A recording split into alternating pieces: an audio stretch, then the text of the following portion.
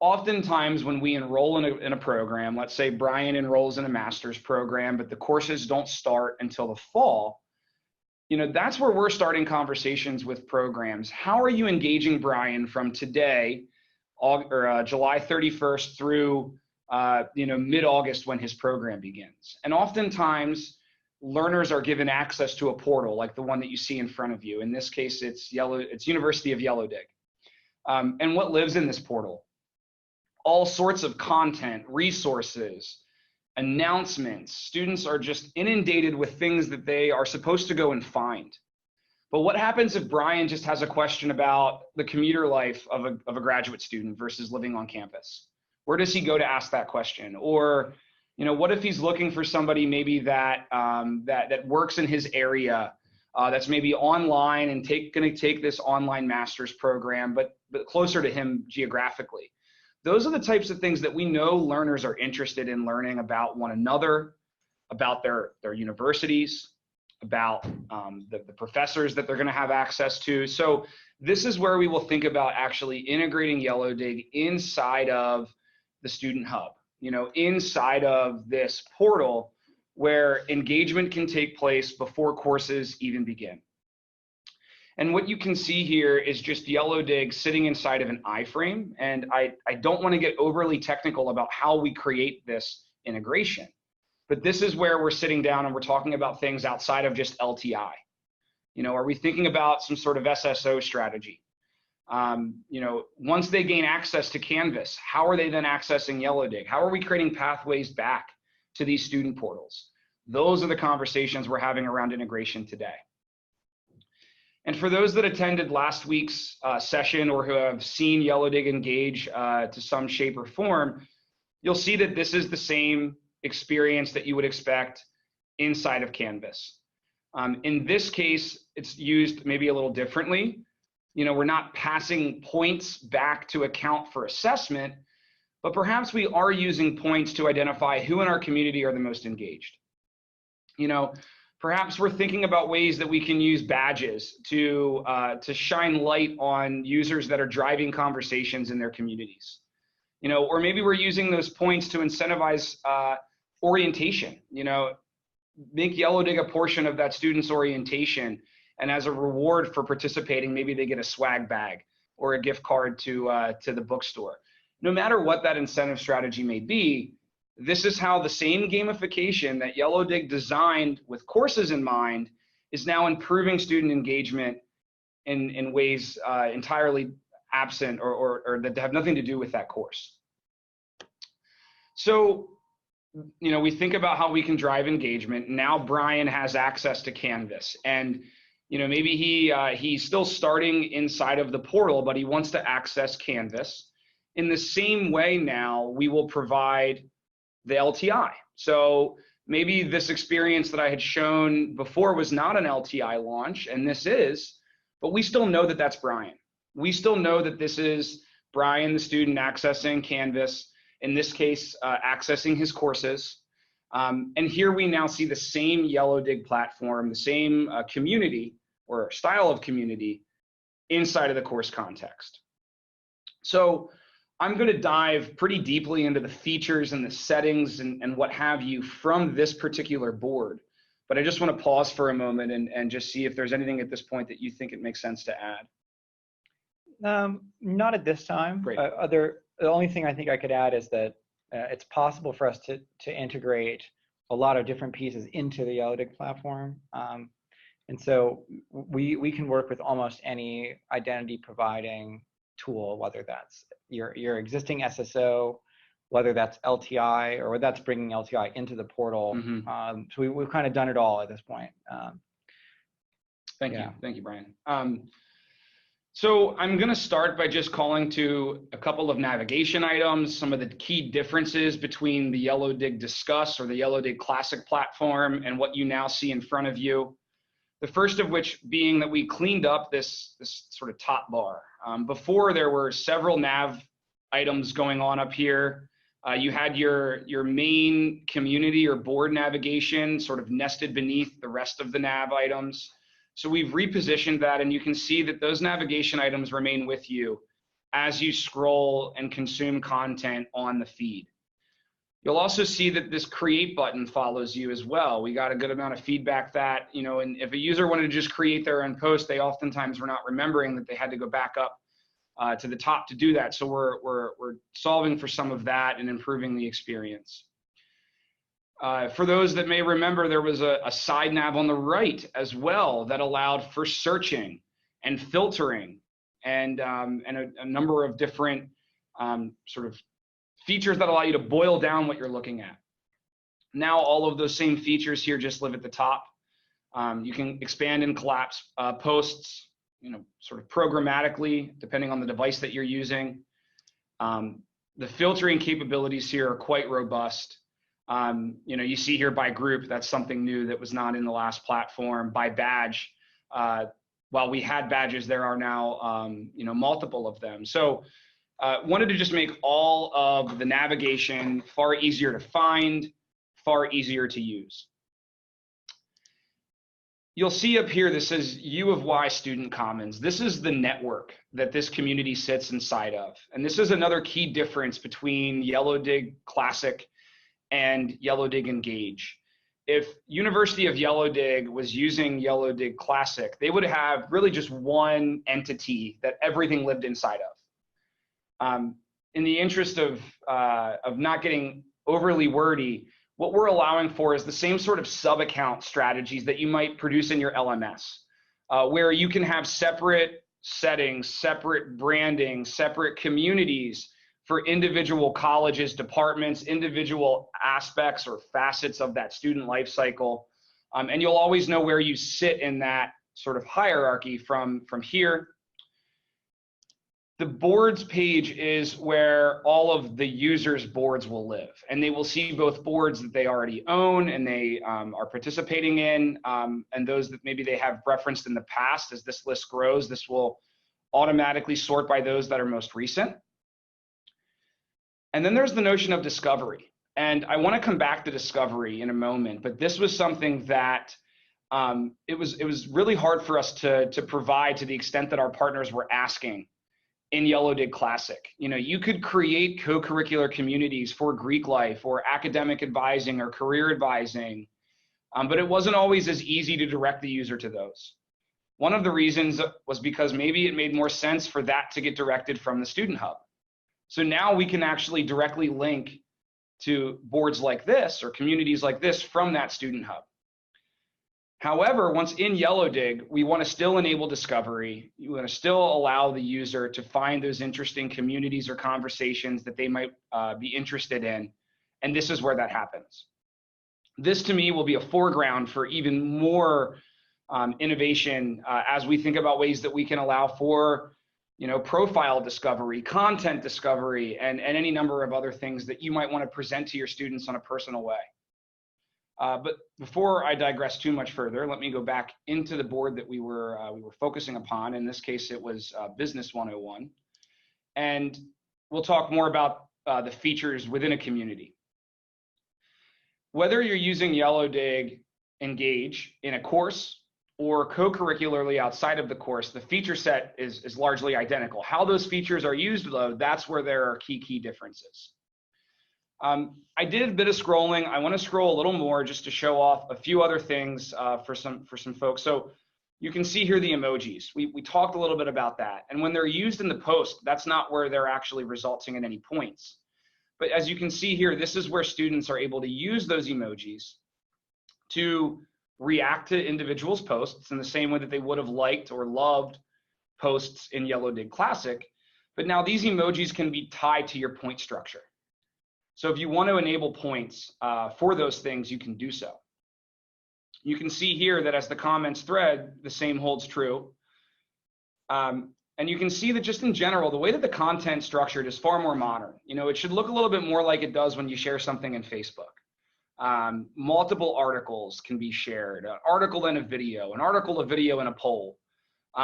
Here's a new feature, video capture, where this student, Julian, actually captured a video response of himself as opposed to just uploading another video. So content creation, there are a number of really new capabilities around doing so here in YellowDig Engage. You can now see some of the badging capabilities as well. You have the ability to create different badges, some of which could be worth points, maybe some of which are not worth points. And the admins are using those. Topics are still in here and used quite similarly to how they were used in Yellow Dig Classic. So we didn't want to drastically change how the feed was used or how content was created, but we wanted to modernize it and add some things that we were hearing a lot about from our partners. So now when you go to create content here, you can see that this looks a lot different. You have your rich text editor at the top. You have the ability to add polls, files, video. Here you can see that record video function. So if I allow this to gain access to my webcam, I could actually now start recording Brian and I while we're recording ourselves on the webinar. We can actually edit this while it's being created, or after it's being created, I should say. Maybe I record it myself as a video response to an article, and then I add a poll and I ask my classmates, what do you think? Do you agree? Do you disagree? Now we're adding 3 or 4 layers of different visual content on one post, just allowing for a far more interesting content experience for users.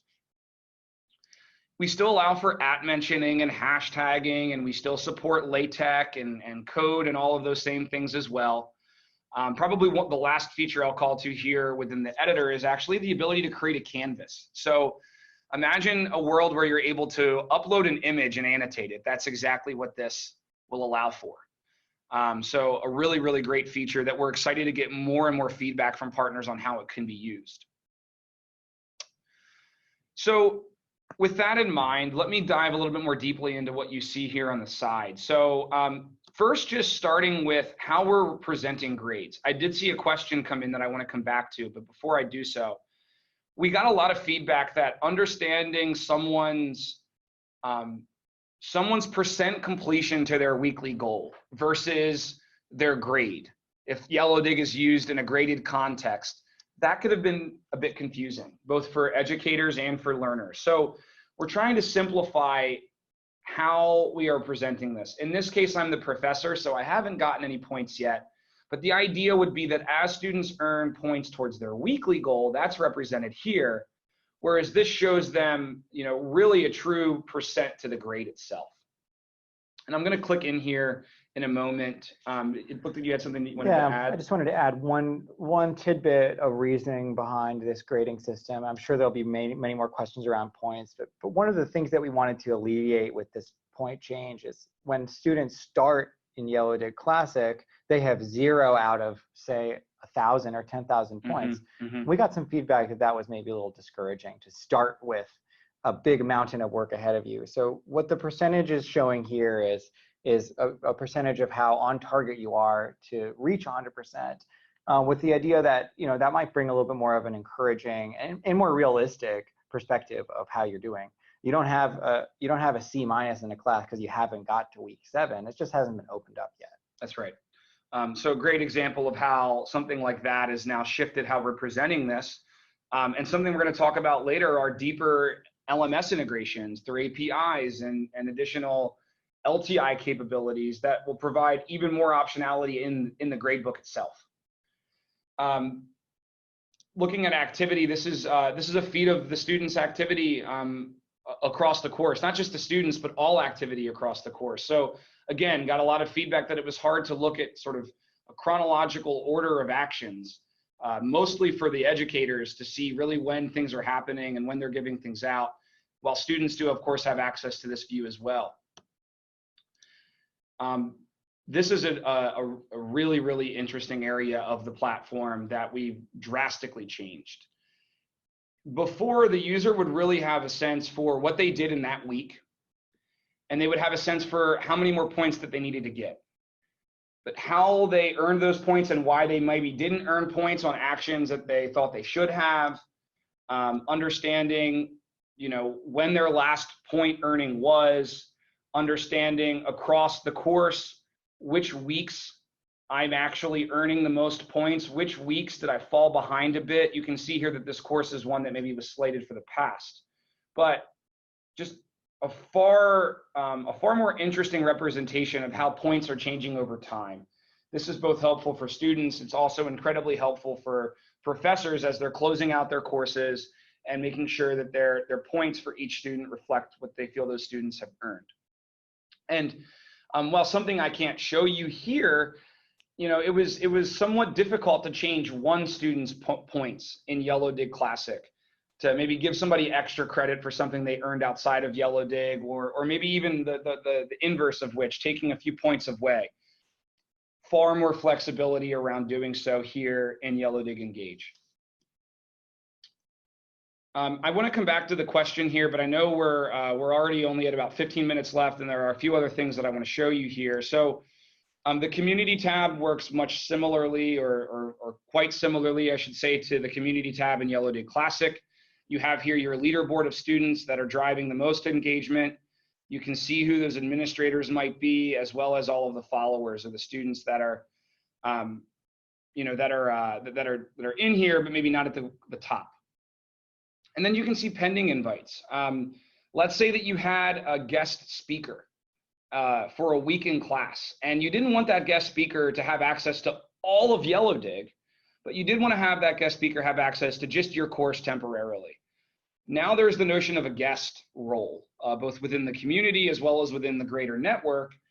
So you can actually invite users in ways that it maybe didn't make as much sense to before, for the fear that some of those, you know, fear of what they could see might have been too much. So the community tab, we've covered here. Let's talk about settings. And this is, again, an area you should see some new things if you're someone that's used Yellow Dig Classic before. You're now able to add a description. This is all pretty straightforward stuff here, stuff you should be used to seeing. Here in the points are where you're actually enabling the weekly deadline, you know, when that happens. We've re-envisioned our best practice default settings. That's something I believe that Brian on our client success team will dive more deeply into soon to come webinars. But that's one of the things that we've changed as well, is just we've looked at our data and understood what are the right settings for these points to drive the most engagement. And you can, again, still see you have your total point goal, your weekly point limit, and then this is where you're manipulating this points structure. If you recall, this was pretty static in Yellow Dig Classic. You were really editing the numbers here based on the number of words and the number of points earned. Now you can continue to add rule sets.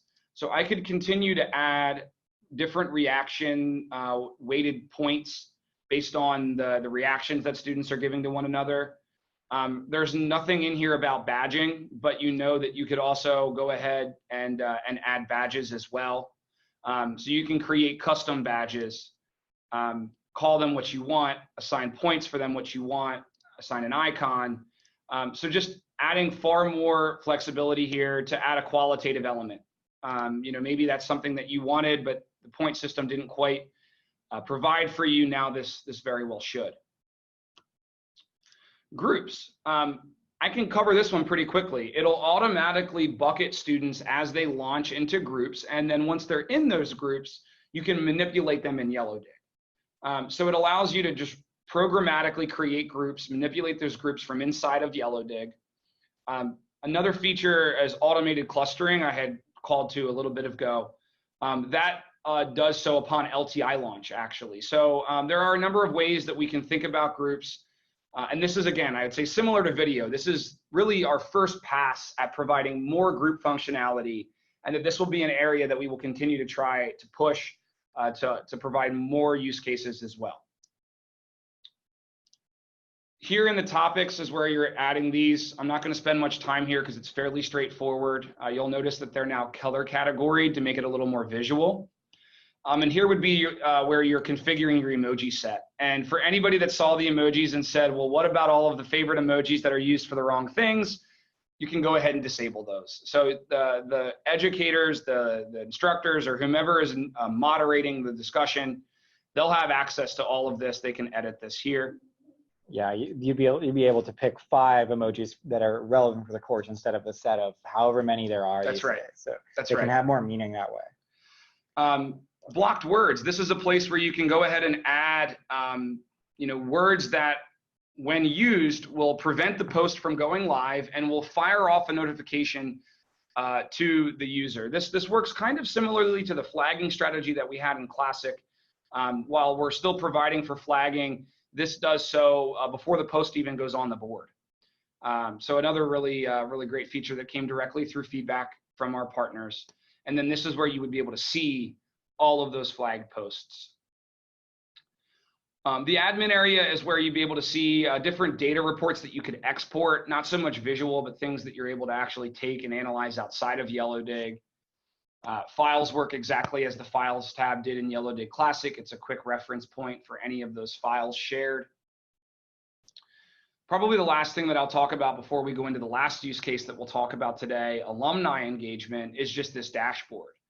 And again, this is an area that we will continue to innovate upon. We're showing here some of the data that students, or rather that educators have access to.